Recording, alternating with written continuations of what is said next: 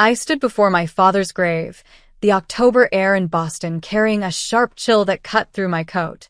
The cemetery was quiet except for the rustling of dry leaves, yet inside me a storm was raging.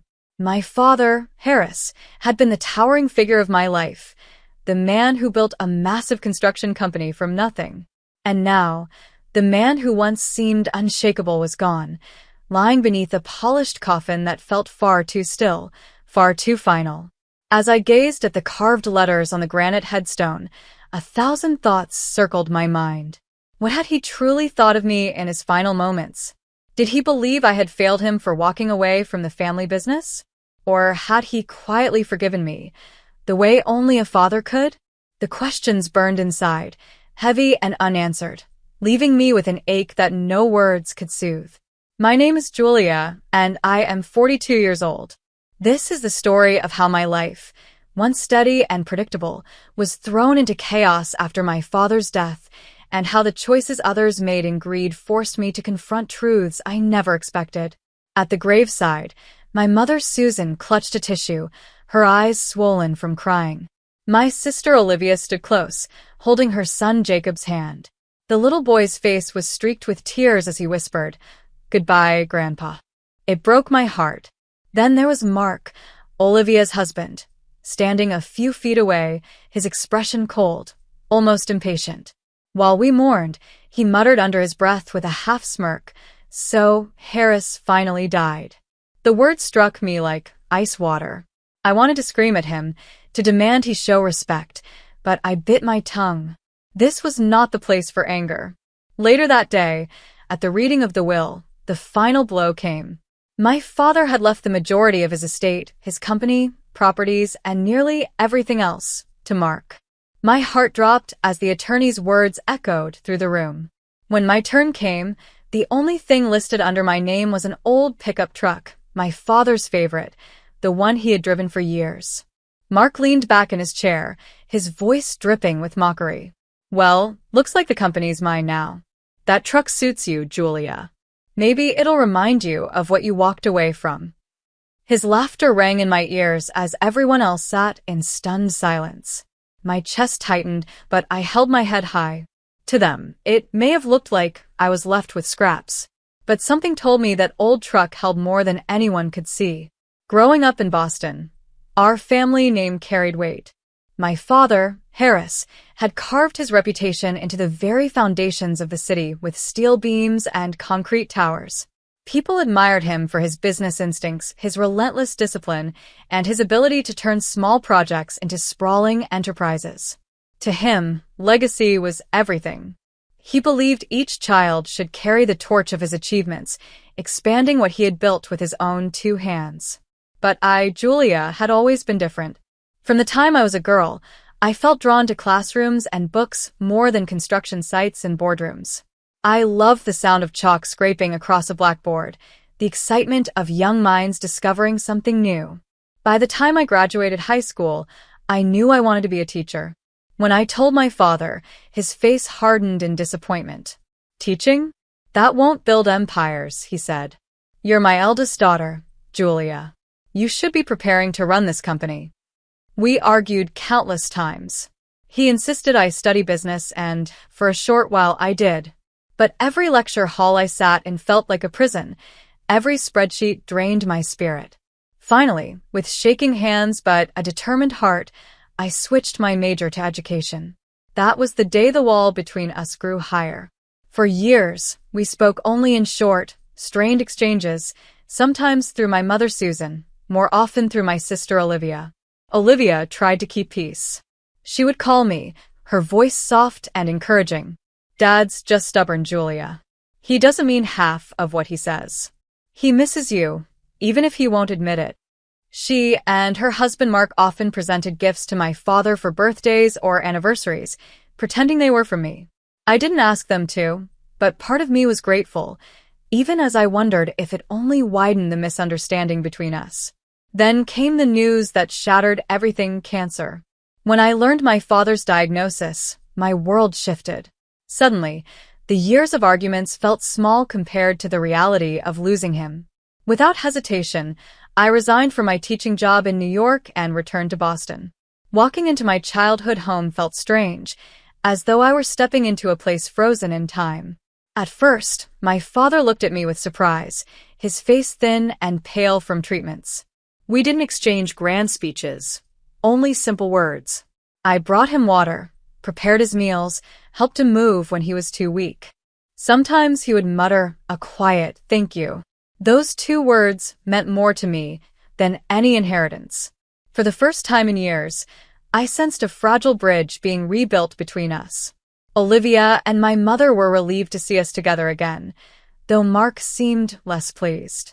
He made subtle remarks, questioning my motives. "Back so suddenly, Julia?" "Seems convenient," he once said, his voice cool.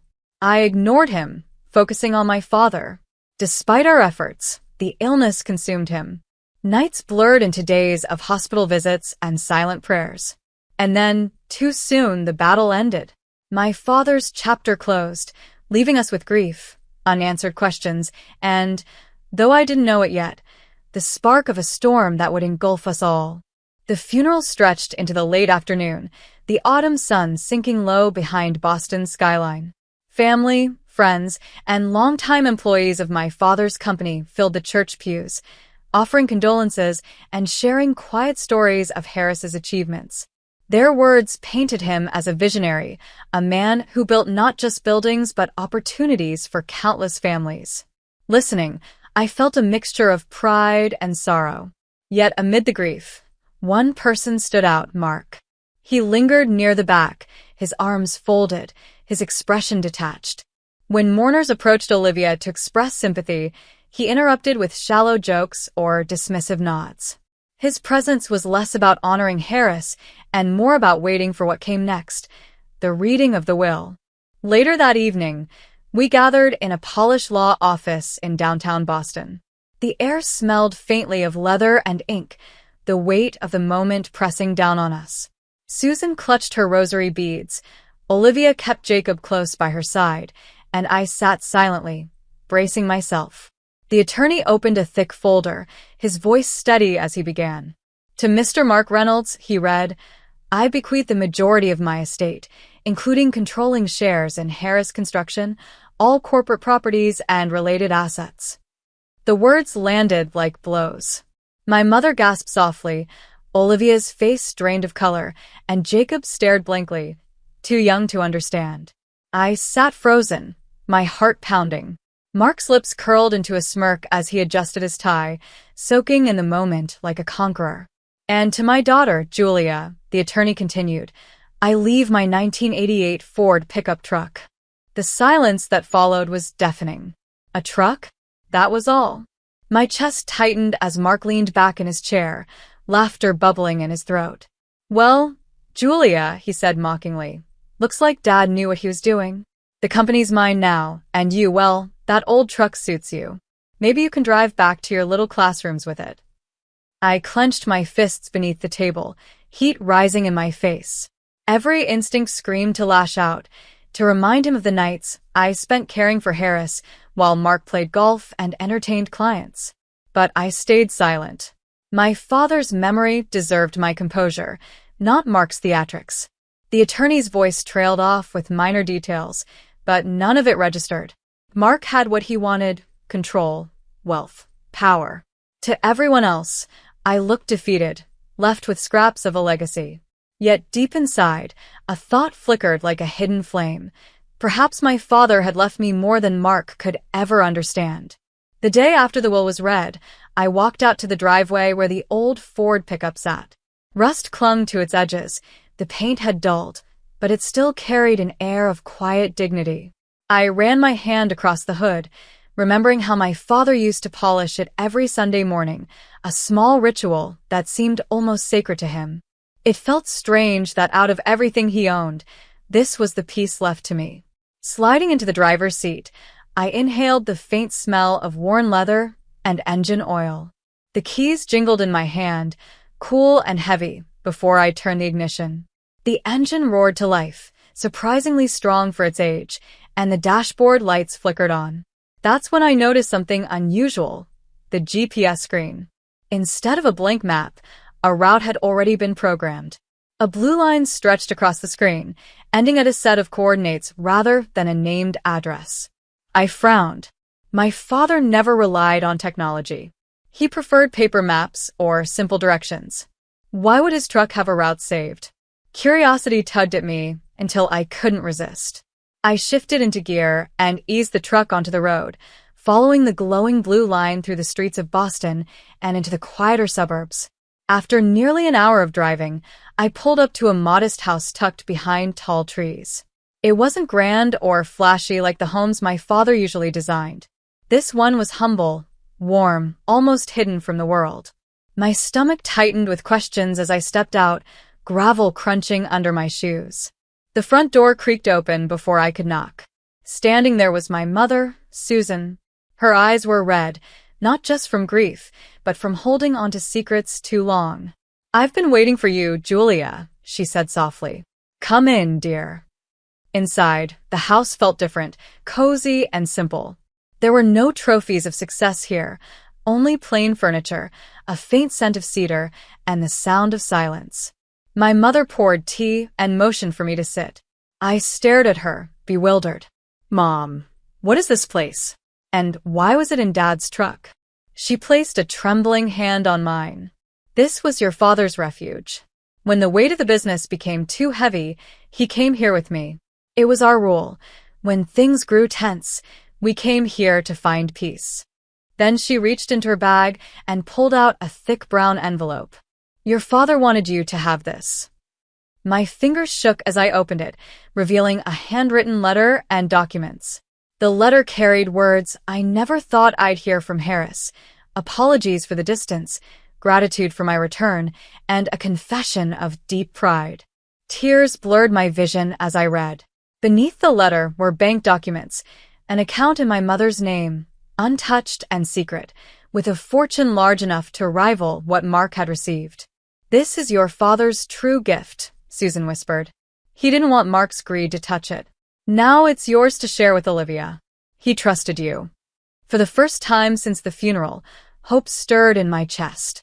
Maybe my father had left me far more than a truck after all. Mark wasted no time stepping into his new role as head of Harris Construction. Within days of the funeral, he was parading through the Boston office as though he had personally built the company from the ground up. He strutted down the hallways with his designer suits and arrogant smirk, shaking hands only when it benefited him, dismissing employees whose loyalty had been earned through decades of service to my father. At first, he played the part of a confident leader. He held meetings in the glass-walled conference room overlooking the city, talking about vision and growth. But behind the buzzwords, his actions revealed his true character. He spent more time on the golf course than at his desk, justifying it as networking. He threw extravagant dinners at high-end restaurants, charging everything to the company account. When questioned, he snapped, "This is how deals get made." Harris would have wanted it this way. But Harris had never wasted money. My father believed in precision, discipline, and respect for the workers who carried his projects forward. Mark had none of these values. Soon, the cracks in his leadership became impossible to ignore. Construction deadlines were missed, safety reports were overlooked, and key executives who had been with my father for years began handing in their resignations. "We can't work under him," one of them told me quietly. "Your father built this place on trust. Mark is tearing it apart." I watched from the sidelines, trying to stay calm, even as frustration burned inside me. I wanted to storm into the office and tell Mark he was unworthy of my father's legacy, but I knew he would only mock me. Instead, I observed and listened, taking mental notes of every careless decision he made. At home, Olivia tried to defend him at first. "He's under pressure, Julia," she whispered one evening. "Maybe he just needs time." But I could see the doubt in her eyes. Susan said nothing but wore her grief like a heavy cloak, knowing her husband's life's work was being misused. Even little Jacob noticed the tension. "Uncle Mark doesn't play with me anymore," he murmured one night. "He's always angry." Mark's arrogance only grew as the company faltered. He laughed off complaints from investors, boasted about his innovative strategies, and scolded employees for problems he himself had created. He even hinted at selling parts of the company to cover his spending habits, a move that would have horrified my father.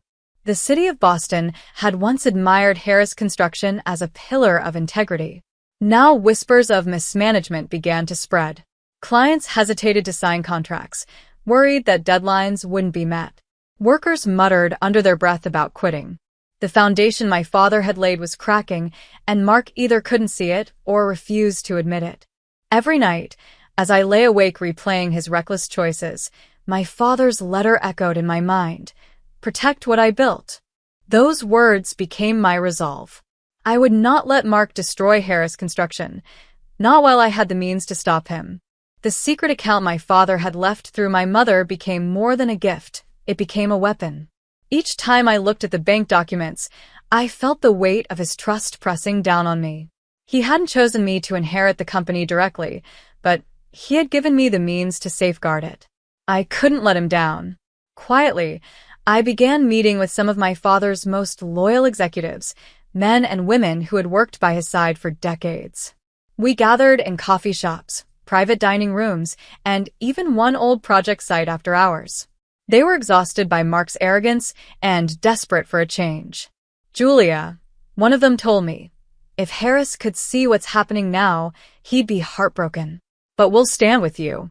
Just tell us what to do. With their guidance, I started buying company shares that Mark had carelessly allowed to float on the open market. Piece by piece, I increased my stake, keeping my identity hidden behind trusted lawyers. Each purchase felt like reclaiming a piece of my father's legacy. Slowly, the balance of power began to shift. At home, I kept my plans secret. Olivia was still struggling, torn between loyalty to her husband and disappointment in his behavior. I didn't want to drag her into my scheme until the time was right. My mother, however, knew everything. She sat with me at the kitchen table night after night, quietly encouraging me. Your father would be proud, she said. You're fighting for him in your own way. Mark, oblivious, continued to live in his bubble of wealth and arrogance. He bragged about deals that never materialized, berated employees in front of clients, and splurged on vacations under the guise of business travel. He thought he was untouchable, the king of Harris Construction. What he didn't realize was that the ground beneath him was already slipping away. I kept a folder of evidence, records of his misuse of funds, contracts signed for personal benefit, expenses that screamed fraud. Each document was a nail in the coffin of his leadership. I was patient, waiting until I had both the legal standing and the moral authority to confront him. The day was coming when I would walk into his office, not as the overlooked daughter who inherited only a truck, but as the rightful protector of Harris Construction. The thought gave me strength. For now, I stayed in the shadows, letting him believe he had won. But in truth, the game had only just begun. The morning of the showdown dawned crisp and gray over Boston. I woke before sunrise, my mind clear and steady, as though every sleepless night and anxious plan had finally crystallized into certainty. Today was the day I would confront Mark, not as the grieving daughter left with scraps, but as the majority shareholder of Harris Construction. When I arrived at the company's downtown office, I felt the weight of memory pressing down. My father had walked these halls countless times, greeting employees by name, asking about their families, reminding everyone that success was built on loyalty as much as on steel and stone. Now those same halls echoed with silence. Many desks sat empty after resignations, and the remaining staff moved about stiffly, avoiding Mark's wrath whenever possible. I headed straight to the boardroom where the extraordinary general meeting had been scheduled. The long mahogany table gleamed under the harsh lights, a symbol of authority. One by one, the directors and executives I had quietly rallied began to file in. Some nodded at me with subtle encouragement. Others kept their expressions neutral, wary of Mark's influence. My hands trembled slightly as I shuffled the papers in front of me, but I forced my shoulders back. I had prepared for this moment. Mark entered last, wearing a sharp suit and his usual smirk. "What is this, Julia?" he scoffed. "Playing boardroom dress-up? You don't belong here. This is my company." I stood, my voice steady. "Not anymore." He froze mid-step, then laughed mockingly. Don't tell me you've been buying a few shares, thinking it gives you a say. You've never lifted a finger in this business. I slid a stack of documents across the table. As of this morning, I hold 62% of Harris Construction's shares. Effective immediately, the board has voted to remove you as CEO. The room buzzed with whispers. Mark's face turned pale before flushing red. He grabbed the papers, scanning them with trembling hands. This is a joke. You think this will hold up in court? I'll bury you in lawsuits. I met his glare. Go ahead. Every document here is airtight. And I have evidence, records of your misuse of company funds, personal vacations charged as business trips, contracts signed for your benefit alone. Do you want me to read them aloud? Mark's bravado faltered. How did you even get this information? Because people trusted me, I said calmly. The same people you insulted, ignored, and drove away. They gave me everything I needed to protect what my father built.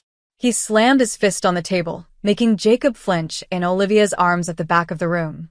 This is jealousy, nothing more. Harris wanted me to run this company. No, I replied firmly. He wanted it to survive. He misjudged you, and I won't let his legacy die because of your greed. For a moment, silence hung heavy in the room. Then the lead director cleared his throat. Ms. Harris is correct. The vote has been passed. Mr. Reynolds, your dismissal is official. Mark's face contorted with rage. He crumpled the documents in his hands and threw them onto the table. You think this is over? You think you can humiliate me like this and walk away? You'll regret it, Julia. I didn't flinch. The only one who should regret anything is you, for underestimating this family. With that, 2 security guards stepped forward. Mark shoved past them, his threats echoing down the hallway as he stormed out. The room exhaled as though a storm had passed. I gathered the papers with steady hands, my heart pounding.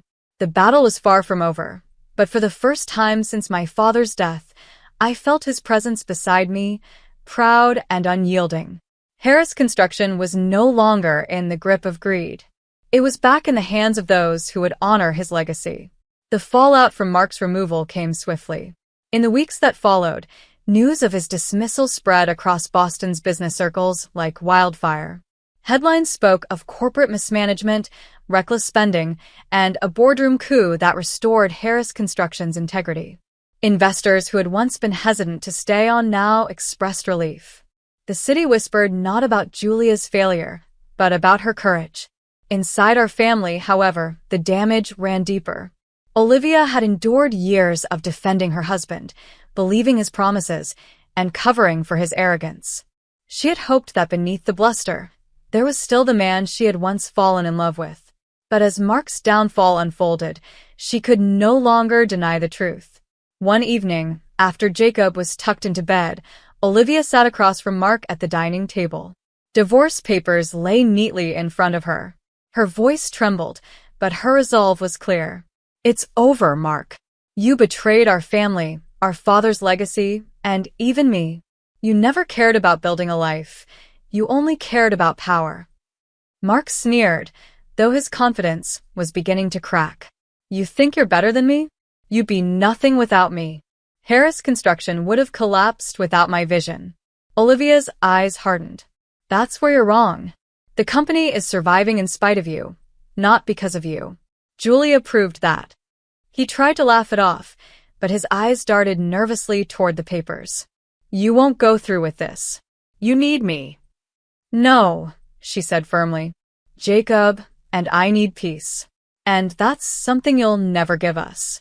The pen scratched across the paper as she signed her name, sealing the decision she had avoided for too long. Mark slammed his fist on the table, but there was no power left behind the gesture. Outside the home, his decline accelerated. The lavish lifestyle he had clung to unraveled quickly. Creditors came knocking, and the so-called investments he had poured company money into were exposed as scams. A slick-talking broker had swindled him, leaving him drowning in debt.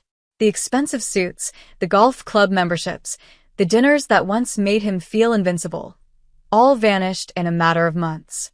I watched from a distance, not with joy, but with a quiet sense of justice. Mark had gambled with my father's legacy, and now he had lost everything, including the family he had once claimed to love. Boston's elite, who had once entertained his arrogance, now avoided him entirely. He was no longer a figure of power, but a cautionary tale whispered at business luncheons. Through it all, Olivia remained composed. She focused on Jacob, on building a life free from deceit. "I wasted too much time hoping he'd change," she told me one evening. "But now I'm free. We're free." Her strength gave me hope. Together, we had endured the storm, and together we were beginning to heal. Mark's chapter in our story was closing, not with triumph, but with the quiet collapse of a man consumed by greed. The dust finally began to settle. With Mark gone, Harris Construction slowly found its rhythm again. The board elected a new CEO from among my father's most trusted executives, a steady, experienced man who valued loyalty over profit margins. For the first time in months, the office corridors no longer echoed with fear or arrogance. Instead, there was a cautious sense of hope, as though the company itself could breathe again. I chose not to take the title of CEO. That was never my dream. My place wasn't in the boardroom, but in protecting my father's legacy from the shadows, ensuring it remained strong for generations to come. I still taught part-time at a local school, finding peace in the laughter of children, but now I balanced that with a new role, a guardian of Harris Construction's future. At home, life felt lighter. My mother, Susan, seemed to stand taller, freed from the burden of watching her husband's hard work crumble. Olivia, though scarred from betrayal, grew stronger each day, pouring her energy into raising Jacob. She smiled more often now, though the pain of the past still lingered in her eyes. Jacob became our little beacon of joy. One evening, as we sat together on the porch of the old house, he climbed onto my lap and looked at me with wide, innocent eyes. "When I grow up, Aunt Julia," he said, "I want to be like Grandpa Harris. I'll build big buildings and make everyone proud."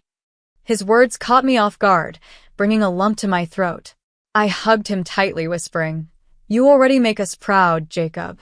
Susan's eyes glistened as she listened, and Olivia reached over to squeeze my hand. In that quiet moment, surrounded by the people who mattered most, I felt something I hadn't in a long time: peace. I thought back to the truck, the letter, and the secret account my father had entrusted to my mother. Those things weren't just gifts, they were symbols of his faith in me. He might not have said it often, but I finally understood. He had seen me not as a disappointment, but as his daughter, strong enough to fight when it mattered most.